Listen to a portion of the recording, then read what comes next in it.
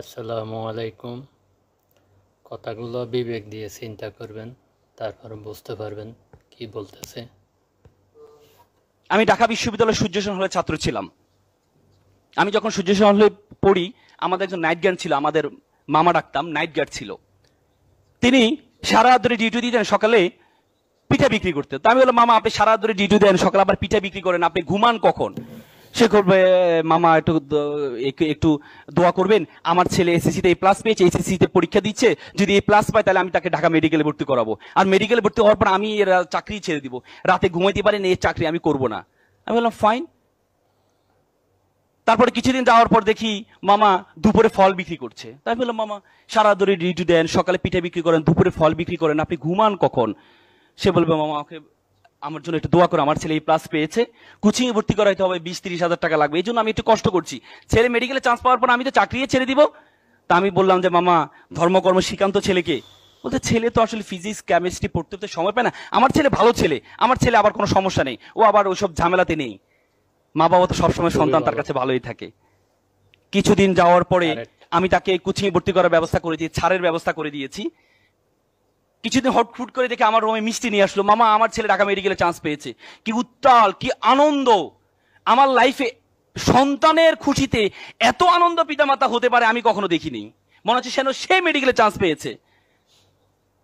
একদিন কিছুদিন যাওয়ার পর মামা দেখি মন খারাপ করে বসে আছে। আমি বললাম, মামা আপনার মন খারাপ কেন? আপনার ছেলে ঢাকা মেডিকেল পড়ে, আপনার জীবন আর ঠেকায় কি, আপনি মন খারাপ কেন? বলছে, বাবা আমাকে ক্ষমা করবেন। হ্যাঁ। কি হয়েছে মামা?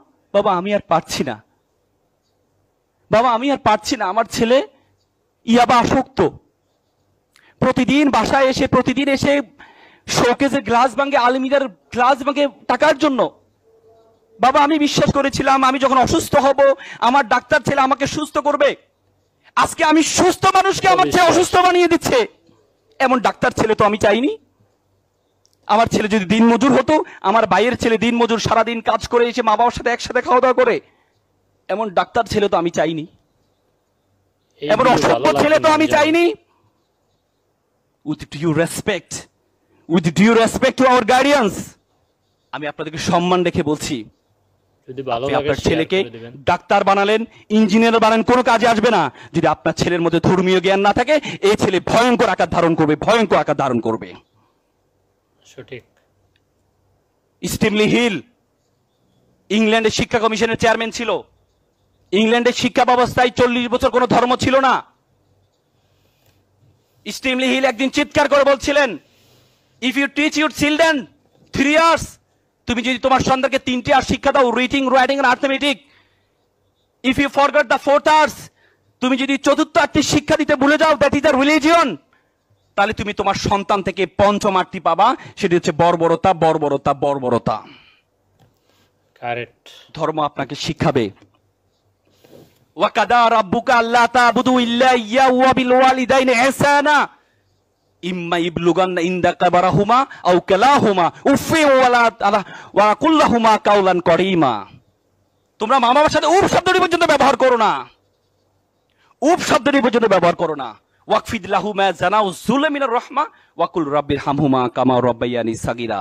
তোমরা সবসময় দোয়া করো, তোমার মা বাবা তোমাকে যেভাবে সম্মান দিয়েছে, তোমার মা বাবা যেভাবে তোমাকে লালন পালন করেছে, আল্লাহ তাআলা যেন তোমার মা বাবাকে সেভাবে লালন পালন করে। ধর্ম আপনাকে শিক্ষা দিয়ে, মান লাইসা মান লাম ইয়ারহামা সাগীরানা ওয়া লাম ইয়াকফির কাবীরানা। তোমরা যদি বড়দের শ্রদ্ধা না করো, ছোটদের স্নেহ না করো, তাহলে তোমরা আমরা উম্মত নয়। It's a religion, it's a religion. Each and every religion are emphasizing to respect senior brothers, to respect parents.